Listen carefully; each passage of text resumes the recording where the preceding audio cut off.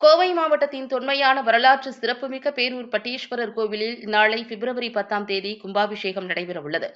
14 ஆண்டுகளுக்கு பிறகு நடைபெறும் இந்த புனித நிகழ்வில் சுமார் 5 லட்சம் பக்தர்கள் பங்கேற்க உள்ளனர். 2000 ஆண்டுகள் பழமை வாய்ந்த இக்கோவிலின் குடமுழுக்கு விழாவினை ஒட்டி பேரூர் வட்டாரத்திற்கு மட்டுமே உள்ளூர் விடுமுறை அறிவிக்கப்பட்டுள்ளது. இந்த முடிவு மாவட்டம் முழுவதும் உள்ள பொதுமக்களிடையே ஏமாற்றத்தையும் அதிருப்தியையும் ஏற்படுத்தியுள்ளது. மாவட்டத்தின் பாரம்பரிய அடையாளமாக விளங்கும் இக்கோவிலின் கும்பாபிஷேக விழாவில் அதிக மக்கள் பங்கேற்க வேண்டும் என்ற நோக்கில் மாவட்டம் முழுவதும் விடுமுறை அளிக்க வேண்டும் என்று கோரிக்கை எழுந்துள்ளது.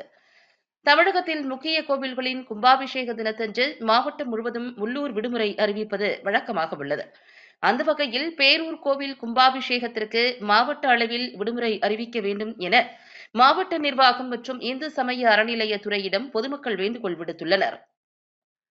வடவள்ளி பகுதியைச் சேர்ந்த ஒரு பொதுமக்கள் பிரதிநிதி கூறுகையில், இது ஆண்டுதோறும் நடைபெறும் விழா அல்ல, 14 ஆண்டுகளுக்கு ஒருமுறை நடைபெறும் புனித நிகழ்வு.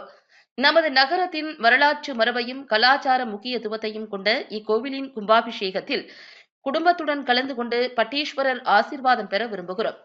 எனவே பேரூர் வட்டாரத்திற்கு மட்டுமல்லாமல் கோவை மாவட்டம் முழுவதும் உள்ளூர் விடுமுறை அறிவிக்க வேண்டும் என்றார். 2010 நடைபெற்ற கும்பாபிஷேகத்தில் 2.5 லட்சம் பக்தர்கள் கலந்து கொண்டனர். இம்முறை இரட்டிப்பு எண்ணிக்கையில் பக்தர்கள் வருகை தர உள்ளனர்.